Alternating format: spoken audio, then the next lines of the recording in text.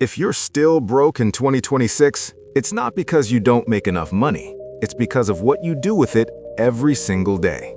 And I know that stings a little, but stay with me, because in the next 8 minutes, I'm going to show you exactly 7 habits that separate people who build real wealth from people who stay stuck in the same cycle year after year. And I promise you, by the end of this video, you will never look at your money the same way again. Let me paint you a picture.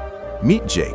27 years old, lives in Atlanta, makes about $58,000 a year at a marketing job he honestly kinda hates. He is not lazy, he is not dumb, he wakes up, goes to work, pays his rent, covers his subscriptions, grabs his Starbucks every morning, maybe eats out a few times a week, sends a few $100 toward his credit card debt, and then wonders at the end of the month where all his money went. Sound familiar? Jake is not broke because he is making bad decisions. Jake is broke because he never learned the right habits. And habits, my friend, are the invisible architecture of your financial life. You do not rise to the level of your goals. You fall to the level of your systems. And right now, most people's systems are quietly working against them. So, let's fix that, starting right now. Habit number 1, pay yourself first before anything else. This sounds simple, almost too simple, but almost nobody actually does it. Here's what most people do.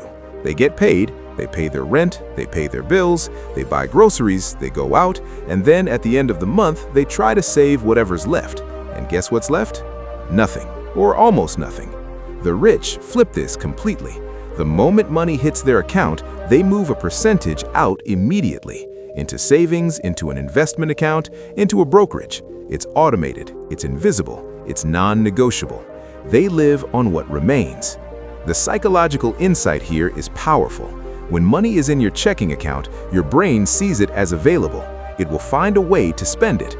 But when it's gone, before you even think about it, you adapt, you figure it out, because humans are shockingly good at adapting to constraints. Start with 10%. If that feels impossible, start with 5. Even $50 a paycheck builds the habit. The amount matters less than the consistency. And this is where most people mess up. They say, I'll save once I make more money. But the habit doesn't come from more money. The money comes from the habit. Habit number 2, track every single dollar. I know what you're thinking. Budgeting is boring. Budgeting is for people who clip coupons and stress over grocery prices. That's not what I'm talking about. I'm talking about awareness. Because here's a wild fact. Studies show that people who track their spending, even with no other behavior change, spend less. Just by watching, just by knowing. The act of observing your money changes how you treat it. Download an app, use a spreadsheet, write it in notes on your phone. It doesn't matter. What matters is that you know where every dollar went at the end of the week. You'll start to see patterns that shock you. $40 on random Amazon purchases, $60 in subscriptions you forgot about, $90 on food delivery you didn't even enjoy that much. This is not about guilt, it's about clarity. You can't fix what you can't see. Jake from Atlanta had no idea he was spending $300 a month on food delivery. Once he saw it, he cut it in half without even trying hard. That's $150 a month freed up, $1,800 a year, starting from nothing but awareness. The next habit is one that almost 90% of people completely ignore, and it's quietly costing them thousands. Habit number 3, kill your high-interest debt like it's your enemy, because it is. Credit card debt is the wealth killer that nobody talks about enough. The average credit card interest rate in the US right now is around 22%. Think about that number, 22%. Your investments need to average about 10% a year to be considered a great performer. Your credit card debt is eating more than twice that rate. You'll never outinvest 22%. It's not possible. So before you put money into crypto or individual stocks or whatever's trending right now, you need to eliminate high-interest debt. It's the guaranteed best return you can get. Use the avalanche method.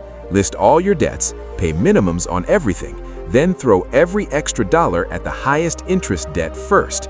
Once that's gone, attack the next one. It feels slow at first, then it accelerates. And the day you make your last payment, something shifts in you. Not just financially, psychologically. You stop being owned by your past spending decisions. But the truth most people don't want to hear? Paying off debt isn't sexy. It doesn't feel like building wealth. You don't have anything to show for it. But freedom, real financial freedom, starts the moment you stop hemorrhaging money every single month to interest payments. Habit number 4, build an emergency fund and stop calling it savings. Here's why this matters so much. Almost 60% of Americans can't cover a $1,000 unexpected expense without going into debt. A car repair, a medical bill, a broken phone. And when that emergency hits and you have no cushion, you reach for the credit card. And now you're in debt again, and the cycle continues. But when you have 3 to 6 months of expenses sitting in a high-yield savings account, earning 4 or 5% interest right now, by the way, something amazing happens. You stop making panicked financial decisions. You stop taking the first job you get because you're desperate. You stop staying in a bad situation because you can't afford to leave. The emergency fund is not just financial protection, it's psychological armor. It changes how you move through the world. And this is important. Keep it separate from your regular checking account. Put it in a different bank if you have to. Make it slightly inconvenient to access, because easy access means you'll rate it for things that aren't emergencies. Jake opened a high-yield savings account and started putting just $50 per paycheck into it. In 1 year, he had over $1,300 saved. Not life-changing on its own, but for the first time in years, when his car needed new brakes, he didn't reach for his credit card. That feeling, that small shift in power, is what keeps the momentum going. Habit number 5, invest consistently even when you're scared. Now here's where most beginners get paralyzed. They wait for the perfect moment. They wait until they understand everything. They wait until the market looks stable. And they wait, and they wait. But time in the market beats timing the market every single time. The S&P 500, which is basically a basket of the 500 biggest companies in America, has averaged roughly 10% annually over the last 100 years, through wars, through crashes, through recessions, through pandemics. 10%. If you invest $500 a month starting at 25, by the time you're 65, you could have over $3 million, doing nothing extraordinary, just being consistent. The psychological trap here is called loss aversion.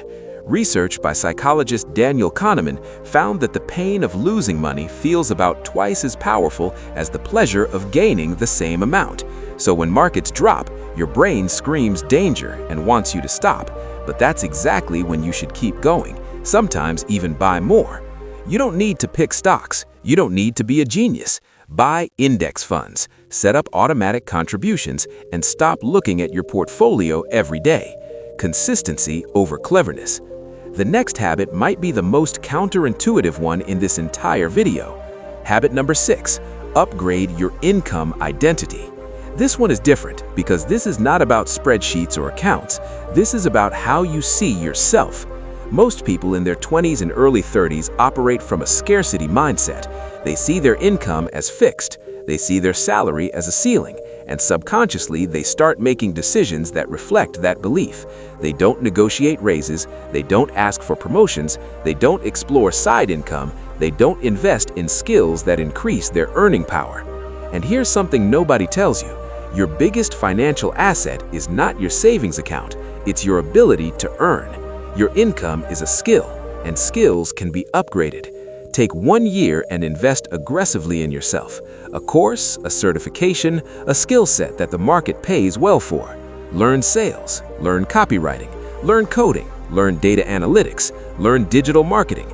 These are not expensive to learn anymore, but the ROI can be life-changing.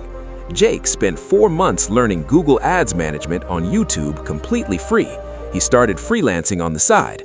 Within 6 months, he was making an extra $1,200 a month.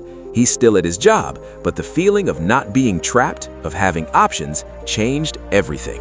The way he spent changed, the way he saved changed, even the way he thought changed. And now this is the habit most people save for last, but I want you to hear it clearly because it might be the most powerful thing I say today. Design your environment to make wealth the default. Willpower is not reliable. Motivation is not reliable. Your environment is. The reason most people stay broke is not because they're weak or disorganized. It's because they're surrounded by systems designed to extract money from them. One-click purchasing, auto-renewing subscriptions, recommended for you ads that track your psychology, buy now, pay later options at every checkout screen. Your environment is engineered to make spending effortless and saving feel like a sacrifice. So you fight back by engineering your own environment. Unsubscribe from retail email lists, delete saved credit card information from websites, remove shopping apps from your home screen, set up your bank account so that the moment your paycheck drops, money moves automatically into savings and investing. The goal is to make the wealthy behavior the path of least resistance, because when saving is automatic and spending requires effort, you win by default. That's the game. Engineer your life so the right choices happen on autopilot. Now here's the big realization I want to leave you with.